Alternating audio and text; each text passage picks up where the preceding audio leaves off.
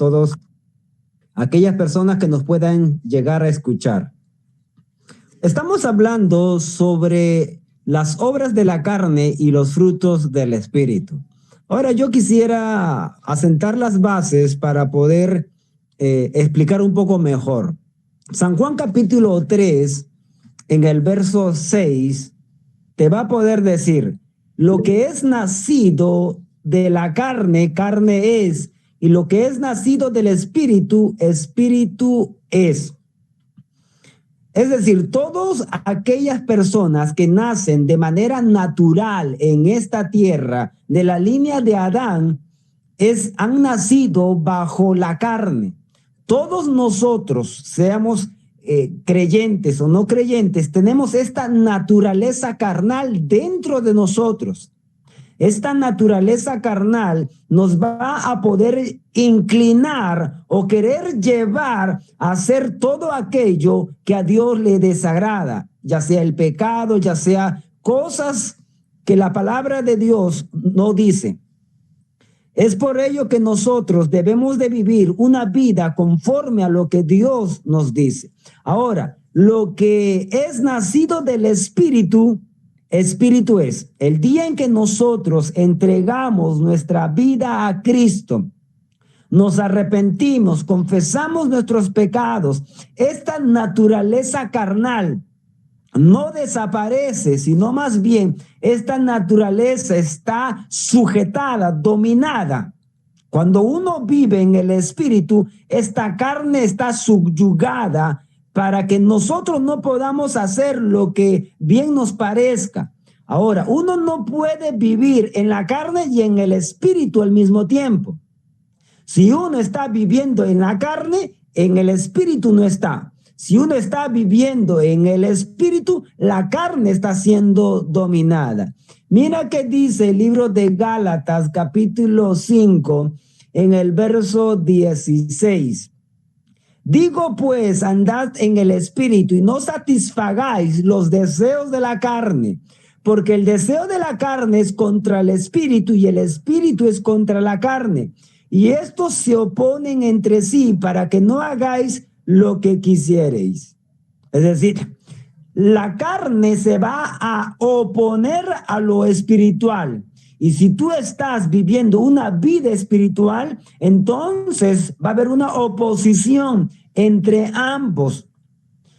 Lo que nosotros debemos de hacer es no satisfacer los deseos de la carne y alimentar el espíritu para que podamos comprobar y ver la voluntad de Dios. Ahora, la semana pasada estuvimos hablando sobre el amor y ahora nos toca poder tocar el fruto del gozo.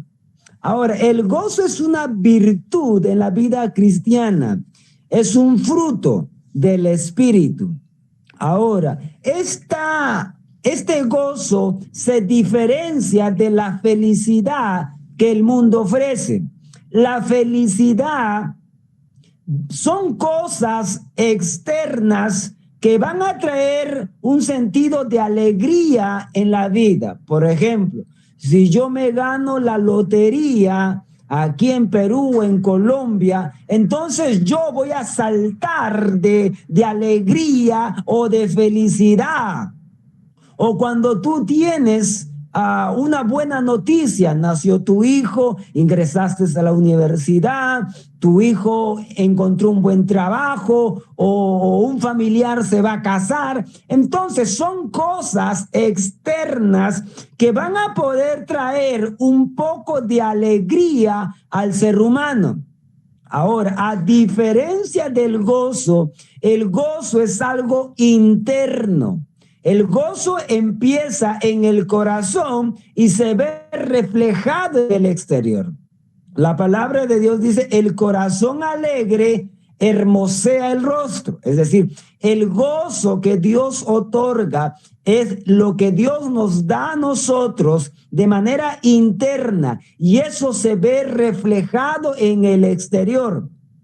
A comparación de la felicidad son cosas externas tratando de traer alegría de manera interna.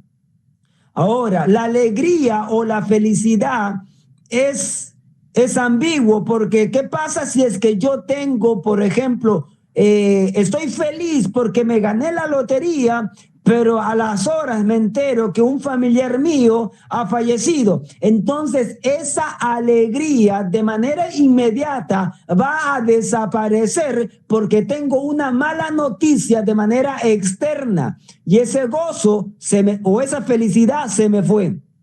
Ahora, a comparación del fruto del Espíritu, que es el gozo, como es interno, puede suceder a mi alrededor circunstancias, un momento de enfermedad, de crisis, y en medio de esa crisis yo puedo estar gozoso. Capaz me despidieron del trabajo y yo salgo alegre. Me despidieron del trabajo, aleluya. Dios tiene un nuevo y mejor plan, me quiere dar un mejor trabajo. Mira, otros con una despedida de trabajo se sienten decaídos, tristes, pero el gozo que Dios da es un gozo perenne, es un gozo que siempre va a estar en nosotros. Ese gozo el mundo no me lo dio, y si el mundo no me lo dio, tampoco me lo va a poder quitar. Las cosas externas que vienen a mí no tienen la facultad ni el derecho de quitarme algo que el cielo me dio. Ahora, ese gozo que Dios otorga, Dios me lo da para que yo pueda estar feliz, alegre, contento, y eso va a ser mi arma para poder contrarrestar todas aquellas circunstancias que vienen a mí.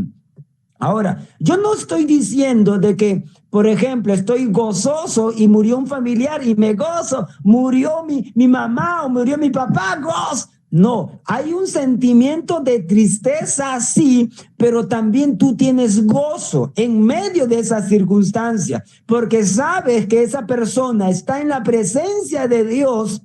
Entonces, hay una tristeza humana, sí, pero también hay un gozo de poder saber que un día nos encontraremos con esa persona en el cielo. Cuando tú tienes el gozo de Dios, entonces tu vida cambia. Tú entiendes las perspectivas de las circunstancias que están pasando a tu alrededor. Puedes pasar por un divorcio, puedes pasar por una crisis económica, por una enfermedad, por alguna circunstancia, por un momento difícil, pero tú vas a tener gozo. Mira qué dice la palabra de Dios en el libro de Filipenses, capítulo 4, en el verso 4. Dice, regocijaos en el Señor siempre. Otra vez digo regocijaos. Capaz no me has entendido, pero otra vez te digo que debes estar siempre gozoso. Es decir, si te pasas cosas buenas, ya sea un buen trabajo, encuentras una esposa, nacen tus hijos, ingresas a la universidad, haces tantas cosas que te pasan cosas buenas, ahí una persona puede tener gozo. Pero ¿qué hay en los momentos de crisis, en los momentos de adversidad, en los momentos que capaz la gente te abandona, te traiciona, la gente te habla mal de ti? Tu gozo se va a ir. Ese gozo que Dios te otorgó se va a desaparecer por cosas que externas.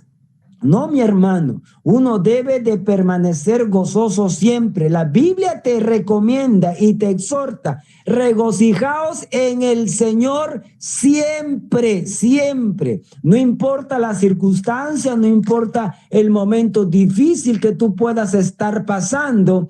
Nosotros debemos de poder tener gozo en medio de la crisis. San Juan capítulo 16, en el verso 20, mira algo interesante que Jesús enseñó. San Juan 16, 20 dice, de cierto os digo que vosotros lloraréis y lamentaréis y el mundo se alegrará. Pero aunque vosotros estéis tristes, vuestra tristeza se convertirá en gozo. Es decir, la tristeza que tú puedas tener por circunstancias externas que vienen a ti, ya sea por alguna noticia triste o desagradable, esa tristeza se va a convertir en gozo que Dios otorga. Nosotros debemos de poder entender las escrituras y obedecerlas. Ahora, lo contrario a este gozo que Dios da es las obras de la carne. Y una de ellas es la lascivia o la sensualidad, que es el pecado de la lujuria. Este pecado de la lujuria no es algo externo que la gente pueda verlo. Por ejemplo, si uno cometió adulterio o robó o hizo algo, eso la gente se entera, pero la lascivia, la lujuria que hay en mi mente, entonces la gente capaz jamás se entere lo que yo he pensado de la otra persona, ya sea del sexo opuesto. Capaz yo la codicié en mi corazón, yo tuve esa lascivia, esa mentalidad cochina en mi mente, o queriendo tener relaciones sexuales en mi mente, eso se llama lascivia. Ahora, esa lascivia también es considerado pecado. Algunos quieren tener esa lascivia para querer tener placer, para poder tener un gozo, un tiempo de felicidad, un tiempo de sosiego, un tiempo de alegría. Pero esta lascivia es momentánea por las cosas externas que tú puedes percibir a través de los sentidos. Tú puedes tener tu lujuria en tu mente, en tu corazón, pero eso tarde o temprano tiene sus consecuencias. Y Jesús lo enseñó en el libro de Mateo, capítulo 5, Mateo capítulo 5, en el verso 28. Pero yo os digo que cualquiera que mira a una mujer para codiciarla, para tener lascivia, para tener lujuria, ya adulteró con ella en su corazón. Algunos dicen, pero yo no cometí el acto sexual de manera física, solamente tuve pensamientos sucios, pensamientos lascivos contra la otra persona. Pero en la palabra de Dios, Dios considera esa lujuria como un pecado de acción, como si nosotros hubiéramos adulterado y como nosotros hubiéramos tenido relaciones sexuales con esa persona de manera física. Ahora, esta lujuria trae consecuencias. Uno no puede tener gozo y tener lascivia al mismo tiempo. Es decir, ¿por qué? Porque el gozo del Señor satisface todo mi corazón y no tengo necesidad de tener pensamientos lascivos o lujuriosos. ¿Por qué? Porque el gozo del Señor llena todo mi corazón y es por ello que yo no tengo necesidad de hacer otras cosas. Algunos preguntan, pero usted no va a la fiesta, no se divierte. No. Yo no tengo necesidad de esas cosas externas para traer alegría en mi corazón. El gozo que el Señor me da llena todo mi corazón. Mi corazón está satisfecho y no tengo necesidad de esas cosas externas. La lascivia va a destruir tu mente, va a destruir tu corazón y tu vida. Mira qué dice en Primera de Pedro, capítulo 4. Primera de Pedro, capítulo 4, en el verso 2, dice, para no vivir el tiempo que resta en la carne, conforme a la concupiscencia de los hombres, sino conforme a la voluntad de Dios. Baste ya el tiempo pasado para haber hecho lo que agrada a los gentiles. Nosotros en el tiempo antiguo, antes de conocer a Cristo, vivíamos una vida desordenada de pecado. Nosotros vivíamos en la carne y la carne tomaba dominio de nuestros sentidos y nosotros pecábamos con libertad. Ahora, la palabra de Dios te dice, basta ya ese tiempo antiguo que tú vivías. Ahora nosotros debemos de vivir conforme a lo que la palabra de Dios nos demanda. Mira, basta ya el tiempo pasado para haber hecho lo que agrada a los gentiles, andando en lascivias, concupiscencias, embriagueces, orgías, disipación, abominables e idolatrías. Mira, antes nosotros vivíamos así en lascivia, concupiscencia, y para nosotros nos parecía normal. Pero ahora que nosotros vivimos en el Espíritu y hemos nacido de nuevo, hemos nacido en el Espíritu, no podemos satisfacer esos mismos deseos de antes. Nuestra vida tiene que ser distinta, diferente cada día. ¿Por qué? Porque Dios está obrando en nosotros para poder llegar a una madurez.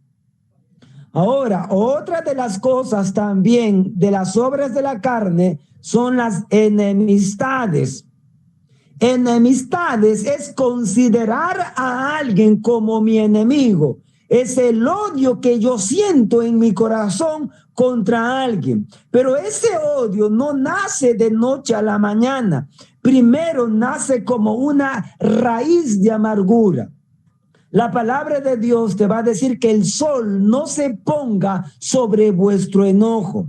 Es decir, que tú tienes 24 horas para poder solucionar ese enojo que tú tienes. Capaz por una injusticia, capaz por un problema, por una traición o por algo que alguien de manera injusta hizo en contra tuya. Uno normal, de manera natural, uno se enoja. Y la palabra de Dios te va a poder dar una carta abierta para que tú te puedas enojar, porque es difícil e imposible que el creyente no se enoje. Pero la Biblia te dice que ese enojo no dure más de 24 horas, que el sol no se ponga sobre vuestro enojo. Ahora, cuando ese enojo pasa las 24 horas, nace una raíz de amargura en el corazón. Esa raíz está bajo tierra, no se ve y está creciendo. Luego va a brotar una enemistad, va a brotar un odio, ya sea a través de tus palabras. De la abundancia del corazón va a hablar tu boca. Si tú tienes una enemistad contra alguien, contra tu vecino, contra tu compañero de trabajo o contra algún hermano de la iglesia o contra tu cónyuge, la manera como tú te expreses, la manera como tú hables con esa persona va a dar evidencia de lo que hay en tu corazón. Si tu corazón hay odio, entonces tú vas a tratar de manera áspera. ¿Qué quieres? ¿Por qué? No hay. Entonces tú vas a tratar de manera áspera a esa persona. Ahora, esta enemistad va a poder traer muchas enfermedades físicas, emocionales, que van a dañar tu vida. Mira qué dice el libro de Proverbios, capítulo 10. Proverbios, capítulo 10, en el verso 12. Proverbios 10:12 dice, el odio despierta rencillas, pero el amor cubrirá todas las faltas. El odio que uno siente en su corazón va a poder traer rencillas, va a traer pleitos, va a traer muchas cosas. Es por ello que nosotros debemos de tener el gozo del Señor. Porque cuando alguien te trata mal, cuando alguien te menosprecia, te insulta, tú te capaz, hay una raíz de amargura o hay un enojo en el corazón, pero eso se disipa con el gozo que Dios te otorga. Cuando tú tienes gozo en el corazón, entonces la lascivia se va, la enemistad huye. porque tú vas a poder entender a la otra persona. Ahora, Primera de Juan te va a decir, todo aquel que aborrece a su hermano es homicida. Ahora, cuando uno tiene odio, cuando uno tiene una enemistad en el corazón, dice la Escritura, es un homicida. Homicida es aquella persona que ha matado a otra persona de manera física, le ha dado muerte. Ahora, pero cuando yo tengo odio, cuando yo tengo una enemistad en mi corazón, entonces yo también cometo pecado. Aunque la enemistad está dentro, el pecado también se da en evidencia de manera externa. Es como si uno hubiera cometido un asesinato. La lascivia trae consigo un adulterio en el corazón. La enemistad trae también como un homicidio. Es decir, que Dios va a poder también ver el corazón. No simplemente las cosas o pecados que la gente ve. La gente ve la idolatría, la hechicería o la fornicación, el adulterio, pero muchas veces dejamos algunas cosas pasar porque tenemos lujuria o enemistades en el corazón. Esas cosas deben de morir en nosotros, desterrar del corazón del creyente y podamos vivir una vida en el gozo del Señor que Él da. Nosotros no podemos vivir en la carne y en el espíritu al mismo tiempo. Debemos de poder hacer morir los deseos de esta carne. Estos deseos de la carne, uno no tiene nada que hacer para poder vivir en la carne. Uno deja de orar, uno deja de leer la Biblia, de congregarse e inmediatamente entra en la carne. Y uno ya se inclina a estos deseos pecaminosos. Alguien dice, pero ¿por qué caí en fornicación? ¿Por qué caí en pensamiento lascivo? ¿Por qué tengo estos pensamientos sucios? ¿Por qué tengo esta enemistad en el corazón? Porque ha habido un descuido de manera progresiva. No es de noche a la mañana que uno ¡plum!, entró en la carne. Uno va descuidando su vida espiritual. Poco a poco uno va enfriándose y cuando ya está frío, entonces uno vive en esta carne que se inclina hacia el pecado, que se inclina hacia lo malo. Y la palabra de Dios te recomienda que tú no debes de satisfacer estos deseos carnales. Debemos de alimentar las cosas del Espíritu. Ahora, ¿cómo se alimenta el Espíritu?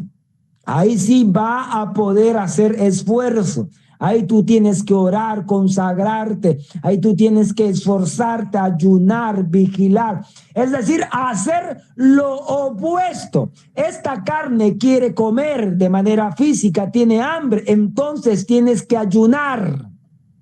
Esta carne quiere sexo, esta carne quiere lujuria, esta carne quiere lascivia. Entonces ahí está la abstinencia para los solteros. O para los casados, Dios le manda que tengan relaciones sexuales. Ahora, es hacer lo opuesto de la carne. Esta carne quiere dormir, entonces tienes que vigilar, tienes que estar atento, buscando a Dios como esas 5 vírgenes prudentes. Esta carne quiere hacer lo malo, quiere tener pensamientos lujuriosos, entonces yo debo de hacer lo opuesto. Mira, muchas veces todo lo que nosotros vemos o hacemos o pensamos están ayudando más a poder vivir en la carne. Cuando uno ve una novela, ¿qué es lo que te enseña? Enseña la traición, enseña la infidelidad, enseña la lascivia, enseña cómo engañar al esposo o a la esposa. Te enseñan cosas de la carne. Pero si tú los estás viendo, te estás alimentando, te está enseñando cómo hacerla, pero tú quieres vivir en el Espíritu. No vas a poder vivir en el Espíritu haciendo cosas de la carne. Es necesario que nosotros podamos desterrar de nuestra vida esas cosas pecaminosas. Capaz no puedas sacar la carne. Mira, nosotros como creyentes tenemos 3 enemigos. Es el diablo, que es nuestro enemigo desde el huerto del Edén hasta los últimos días que podamos estar aquí en la tierra. Él siempre va a ser va a ser el ladrón, va a ser el que nos acuse, va a ser el que nos tiente, nos va a querer llevar al pecado. Pero dice la Escritura que nosotros hemos vencido al maligno. Hijitos, vosotros habéis vencido al maligno, porque nosotros tenemos a Cristo en nuestra vida. Y nosotros podemos reprender al diablo y el diablo se va.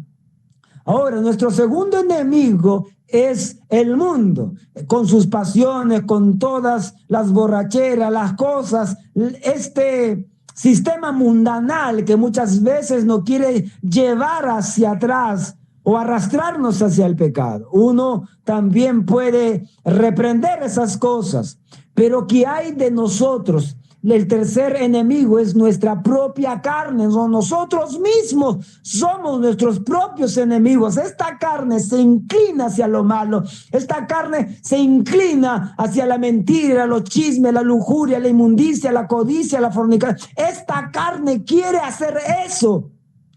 Pero uno no puede uno no debe de hacer esas cosas, porque no estamos viviendo bajo la carne o bajo la ley. Estamos bajo la gracia de Dios, que ahora nosotros podemos dominar estos impulsos carnales que tenemos. Ahora, estos impulsos no son de noche a la mañana. Uno tiene que vivir una vida constante de oración, de búsqueda, de clamor, de poder vivir, alimentar el área espiritual para que podamos vivir una vida que a Dios agrada. En esta noche yo quiero reflexionar contigo. ¿Tenemos el gozo del Señor en nuestro corazón? ¿Tenemos ese fruto del Espíritu? El fruto del Espíritu es como si es que alguien siembra una semilla. Pero cuando uno siembra, no es que de noche a la mañana ya da su fruto.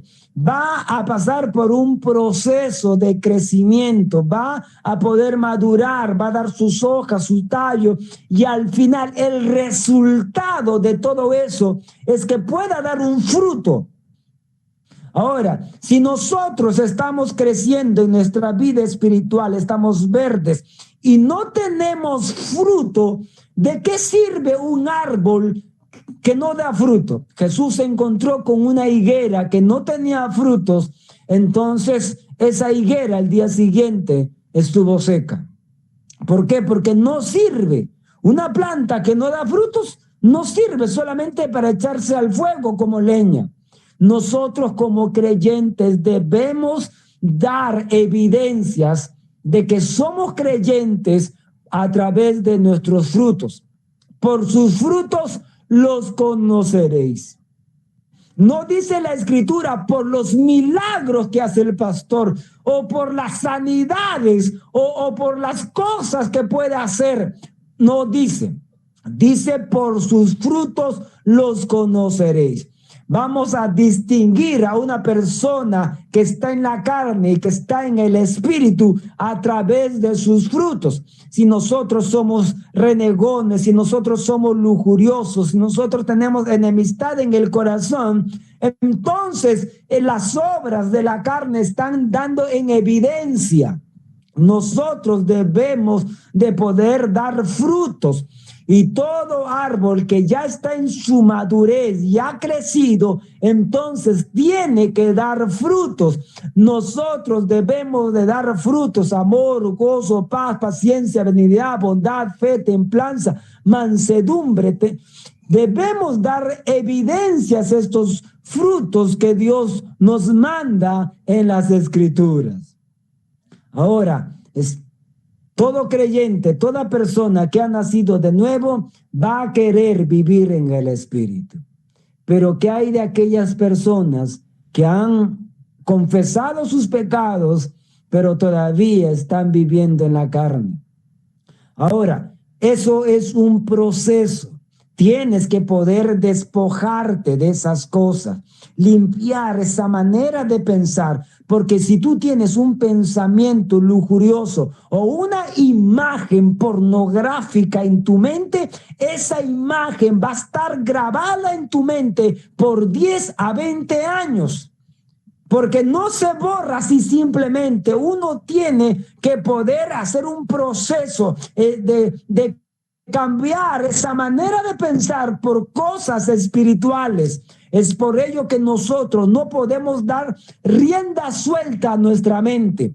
Nosotros tenemos la mente de Cristo y por consecuencia eso, nuestros pensamientos tienen que ser renovados, transformados por medio de la renovación de esta palabra. Esta palabra trae un cambio de mentalidad, sacar esos pensamientos sucios y poner pensamientos positivos, poner pensamientos que la palabra de Dios nos manda. Ahora, nosotros podemos vivir una vida espiritual. Alguien dijo, es difícil vivir en el espíritu. Es difícil si estás viviendo en la carne, pero si uno está buscando a Dios, si uno está orando, consagrándose, buscando a Dios, entonces Dios te va a poder ayudar. Yo quisiera orar un momento contigo para que tú y yo podamos reflexionar sobre nuestra vida espiritual. Dios de toda gracia y de toda misericordia, Señor, muchas veces hago lo que no quiero hacer. Muchas veces, Señor, y lo que tengo que hacer no lo hago. Te pido perdón, Dios del cielo, porque esta carne se inclina hacia lo malo, se inclina hacia el pecado y muchas veces tengo que luchar, tengo que poder armarme de valor, de poder tener esa armadura para poder contrarrestar estas obras de la carne que están dentro de mí. Te pido que tú me ayudes porque no es con fuerza, no es con ejército, no es con mi habilidad humana o fuerza de voluntad que yo voy a vivir en el Espíritu. Yo necesito tu auxilio. Espíritu de Dios, ayúdanos a poder amarte, a poder tener una vida distinta, diferente. Que la gente de allá afuera pueda ver estos frutos dentro de nosotros y podamos dar evidencias de un buen cristianismo, de que somos creyentes, hijos de Dios, que hemos cambiado de vida, que hemos nacido de nuevo y hemos sido nueva criatura en Cristo Jesús. Te pedimos, Señor, por nuestros hermanos y hermanas que nos pueden oír, Señor. Te pedimos que los ayudes, que podamos vivir en el Espíritu, que podamos dejar las obras de la carne por querer agradarte a ti, oh Dios. Porque vivir una vida de gozo, de amor, eso trae una verdadera felicidad en el corazón. No por las circunstancias externas, sino porque tú traes ese gozo, porque tú traes esa paz al corazón. En el nombre de Jesús, yo oro, Señor, para que cada día nosotros podamos vivir una vida espiritual conforme a tu voluntad, conforme a lo que a ti te agrada, Dios del cielo. Gracias, Señor, por este tiempo. En nombre de Jesús, amén.